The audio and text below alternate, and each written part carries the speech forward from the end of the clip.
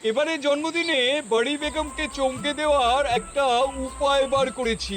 বুঝি, বলো তো দেখি কি উপায়? নবাবের সাজিশের হদিশ পাওয়া আমার বুদ্ধিতে নামুমকিন। বেশক বহুত বড়িয়া কোনো মতলব আছে।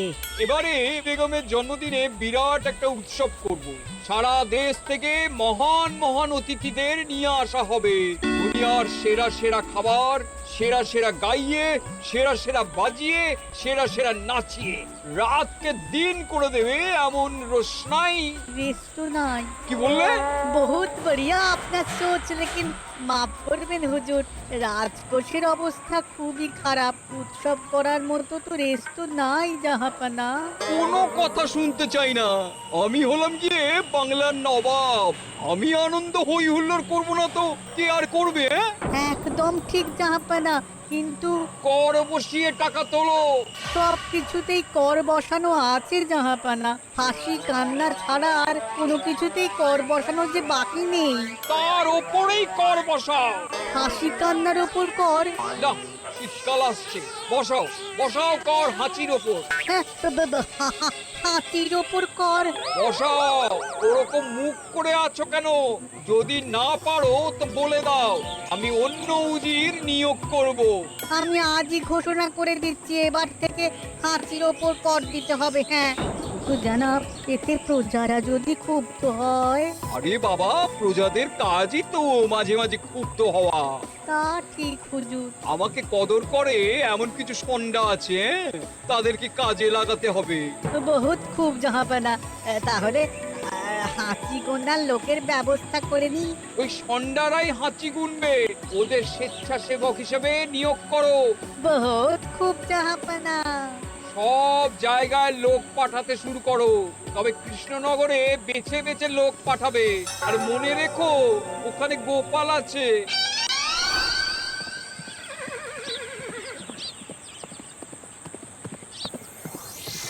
সব জায়গায় কর আদায়কারী পাঠিয়ে দেওয়া হয়েছে জাহাপানা। আপনার কথা মতো তাদের বলে দেওয়া হয়েছে যে আদায় হওয়া করের 10% তাদের বেতন হিসেবে দেওয়া হবে। সুতরাং কর আদায়ে কোনো ঢিলেমি হবে না। বহুত আচ্ছা, বহুত আচ্ছা।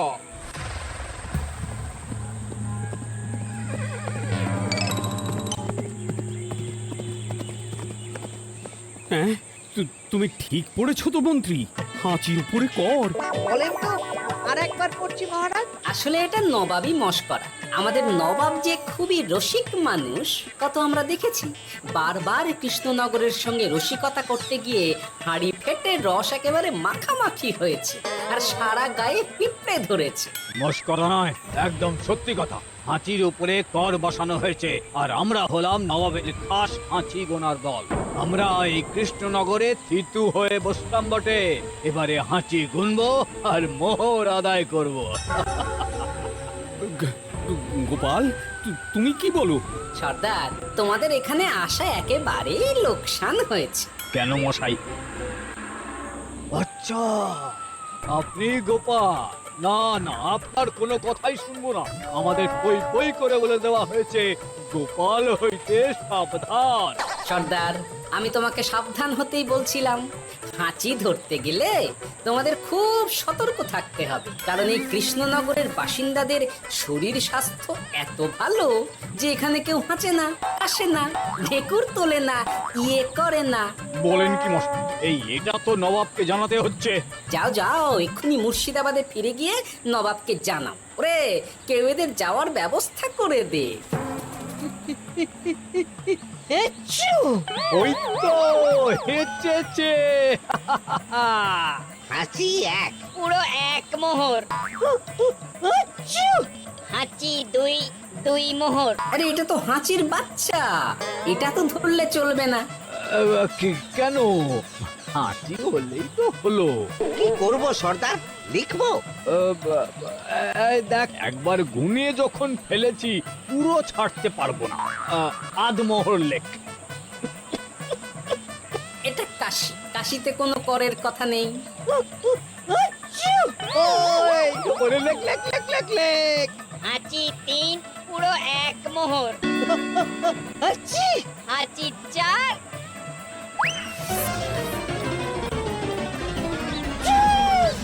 হাঁচি 5, লেখো। হাঁচি 6,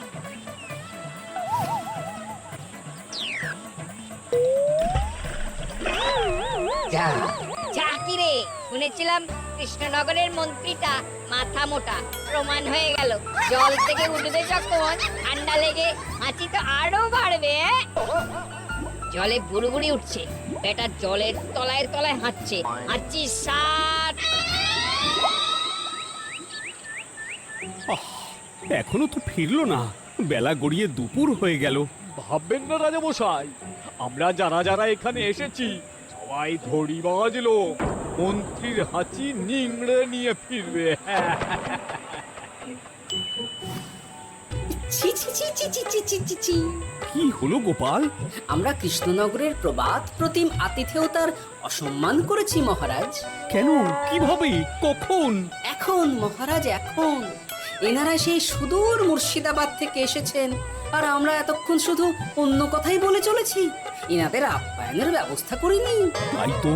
মহারাজ, আপনি ব্যস্ত হবেন না। এই কে আছো? শোনো, এদের রাজ অতিথিশালাতে থাকার বিশেষ ব্যবস্থা করো। এদের খাবার যাবে মহারাজের পাকশাল থেকে।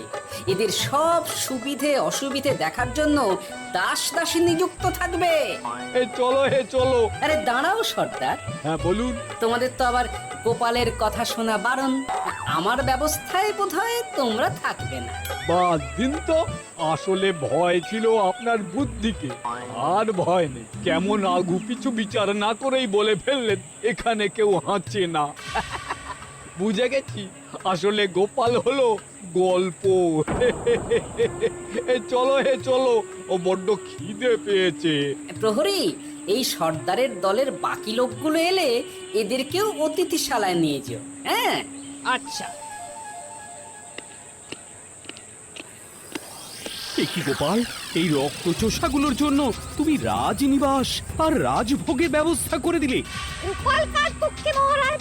এতক্ষণ গোপালের সব কাজ তো কৃষ্ণনগরের বিপক্ষে গেল। বটেই তো, আমি মনে মনে গণনা করে দেখলাম গোপালের শুল যোগ শুরু হয়েছে। আগামী 1 যুগ ধরে গোপাল যেখানে থাকবে সেখানে রাহুর প্রকোপে দুঃখ দারিদ্র মহামারী একসঙ্গে এসে ধরা পড়বে। মহারাজ, গোপাল কখনো কৃষ্ণনগরের খারাপ ভাবেনি। সে যখন ওই রক্তচোষাদের রাজভোগে রাখার ব্যবস্থা করেছে, তখন বুঝতে হবে এর মধ্যে একটা ঘোরতর প্যাঁচ আছে। গোপালই তাহলে বলুক, কি প্যাঁচ? মহারাজ, মানুষ বিলাসের সুযোগ পেলে কাজ ভুলে বিলাসেই ডুবে থাকে। কত সম্রাট মহাসম্রাট বিলাসিতায় ডুবে কত সাম্রাজ্য মহাসাম্রাজ্য ভেঙে টুকরো করেছে। এরা তো নবাবের পাঠানো কিছু মূর্খ বালক মাত্র মহারাজ। এদের রাজভোগে ডুবিয়ে দিলে হাঁচির কথা কি এদের মনে থাকবে?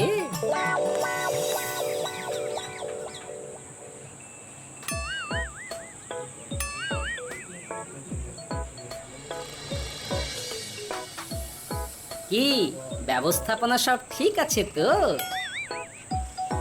হ্যাঁ, খাসা ব্যবস্থা হয়েছে। আপনারা আমাদের অতিথি বলে কথা, আরাম করুন।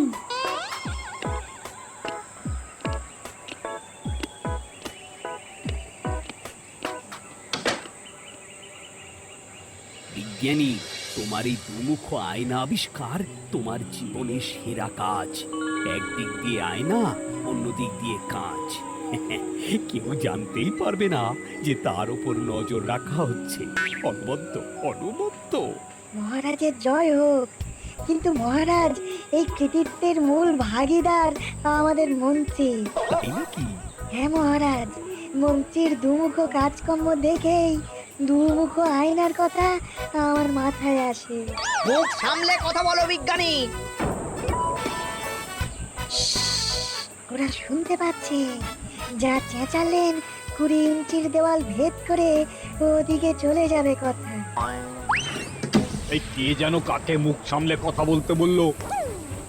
ওই ওই বাইরে কেউ বলেছে। এই তোমরা সবাই শোনো, অতিথিদের যেন আদর যত্নের ত্রুটি না হয়। আমি আর যাই, কাল সকালে আসবো, কেমন? গোপালকে নিয়ে নবাব আর উজির যেমন ভয় দেখিয়ে দিয়েছিল, গোপাল কিন্তু সেরকম নয়। এই তোরা কি বলিস? না না না না না না। গোপাল একটু ওই হাবা গোবা আছে দাদা। দেখো দেখি কেমন বুক পেতে দিয়েছে, এবার ওদেরই বুকে বসে ওদেরই দাড়ি ওপরাবো।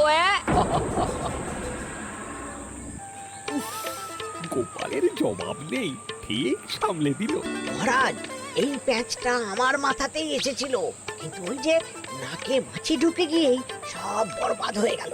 মহারাজ, এই পরিকল্পনা যদি মন্ত্রীর মাথাতে আগে এসে থাকে, তাহলে এদের মন্ত্রী আমার চেয়ে ভালো করে সামলাতে পারবেন মহারাজ।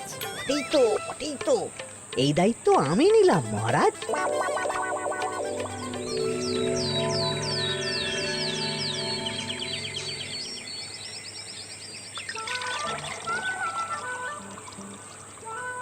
আহা, সকালে ঘুম থেকে উঠে এই রকম বেলের পানা যেন স্বর্গের অমৃত। আছে আছে, আরো আছে। পানীয়, খাদ্য, আরাম, আয়েশ, যত চাও তত পাবে। এ কি, আপনি গোপাল কোথায়?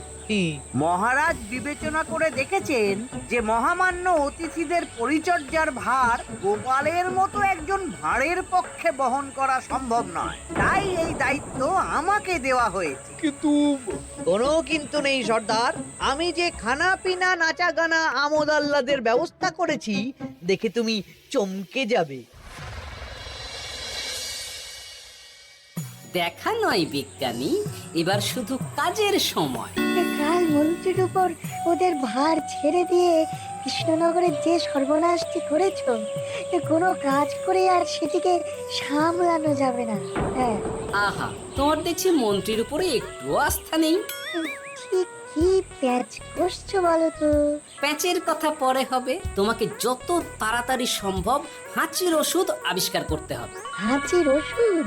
হ্যাঁ, হাঁচির ওষুধ। ওভাবে দেখছো কি বন্ধু? তোমাদের কাজের সব দায়িত্ব এখন আমার কাঁধে। তোমরা আমোদ করবে আর আমি কর আদায় করে তোমার হাতে এনে তুলে দেব। সর্দার, এর মধ্যে একটা চাল আছে মনে হচ্ছে। কি আর আমি বুঝিনি। এখন কি করবে? বিশ্বাস করে আদায় উসুলের ভার এর উপরে ছেড়ে দেবে? পাগল নাকি? মন্ত্রী মশাই, বলো বন্ধু। বলছিলাম আর দেরিতে কাজ কি?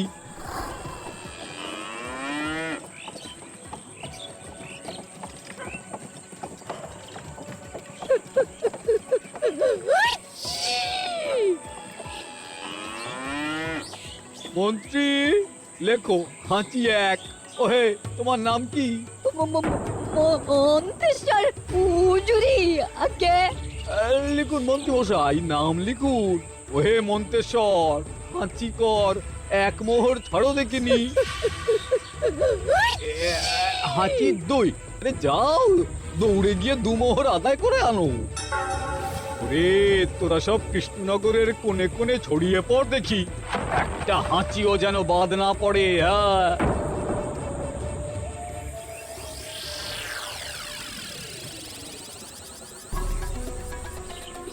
এটা হুজুরে আলাক বর্ধমান, খাম্বাস এবং কৃষ্ণনগর থেকে। চমৎকার চমৎকার। তাহলে গোপাল কিছু করতে পারেনি, আমাদের যুব শক্তি কৃষ্ণনগরকে পুরো নিংড়ে নিয়ে আসছে। মহারাজ কৃষ্ণচন্দ্রের একটা আবেদন আছে জানাব। এই হাঁচি করের 30% যদি ওই রাজ্যকে দেওয়া যায়, তাহলে আদায় উসুল আরো ভালো হবে। ওরা বলেছে যে আপনি যদি 30% দেন, তাহলে কর আদায় একেবারে জান লড়িয়ে দেবে। মঞ্জুর মঞ্জুর। আর একটা আর্জি আছে হুজুর। কৃষ্ণচন্দ্র কদিন বাদে নবাবকে কৃষ্ণনগরে আমন্ত্রণ জানিয়েছে। কেন? কৃষ্ণনগরের নবাব এবং তার উন্নয়ন উপলক্ষে এক মহোৎসব হবে। সেই সঙ্গে শহরে থাকা ইংরেজদের কাছেও নবাবের সৈন্য বলের এবং নবাব ও কৃষ্ণনগরের মধ্যে পারস্পরিক ভ্রাতৃত্বের সম্পর্কের বার্তাও পৌঁছে দেয়া যাবে। নবাবের অধীনস্থ রাজারা নবাবের শত্রু, এই রকম একটা ধারণা থেকে ইংরেজরা ইদানিং বেপরোয়া হয়ে উঠেছে, তাতে লাগাম উঠবে। বহুত খুব মঞ্জুর মঞ্জুর মঞ্জুর।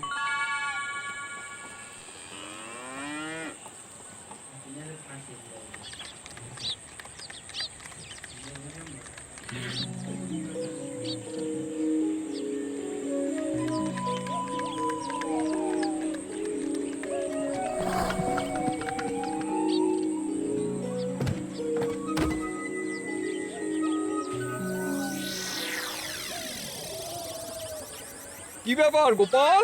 জাহাপনা বলুন কি খিদমত করব? আমি যা বলবো তাই করবে। অবশ্যই জাহাপনা। क्या बात উজির, তুমি সাক্ষী, মহারাজ কৃষ্ণচন্দ্র আপনিও সাক্ষী। গোপাল আমাকে কথা দিয়েছে আমি যা চাইবো তাই করবে। গোপাল, তুমি আমার সঙ্গে মুর্শিদাবাদ যাবে। এখন থেকে আমার দরবারের বিদূষক হিসেবে থাকবে, কেমন? ওরে ওরে ওরে ওরে ওরে তোরা বাজনা বাজা। এখন থেকে গোপাল আর কৃষ্ণনগরের নয়, গোপাল মুর্শিদাবাদের। চড়ছে বাজা।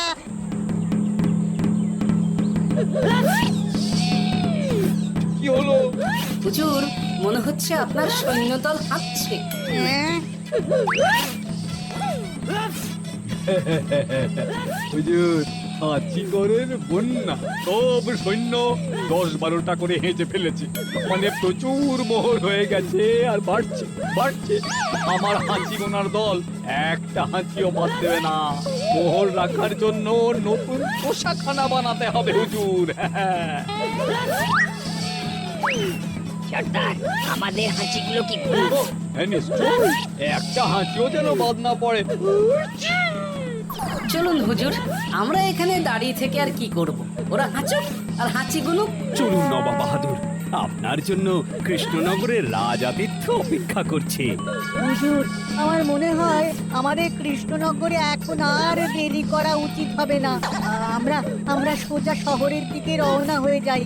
শহরের ইংরেজদের শিক্ষা দিয়ে ফেরার পথে আমরা কৃষ্ণনগরের আতিথ্য গ্রহণ করব। সে কি? মহারাজ, নবাবের মতো কর্তব্যপরায়ণ ইনসানকে তার কর্তব্য পালনে বাধা দেবেন না।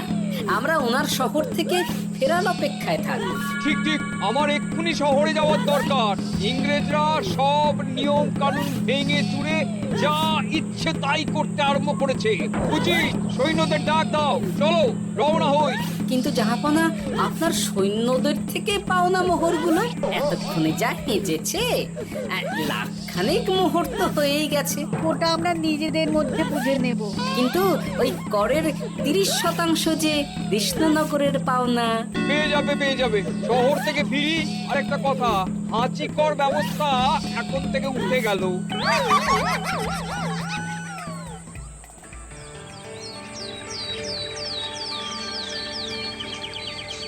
মহারাজ, কিভাবে গোপাল ভাঁড় মহাশয় নবাবের উন্মাদের মতো জারি করা ওই হাঁচিকর থেকে আমাদের সকলকে রক্ষা করেছেন তা আমরা সকলেই জানি।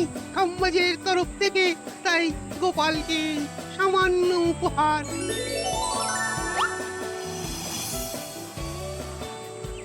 ওহ গোপাল, সত্যি তোমার জবাব নেই।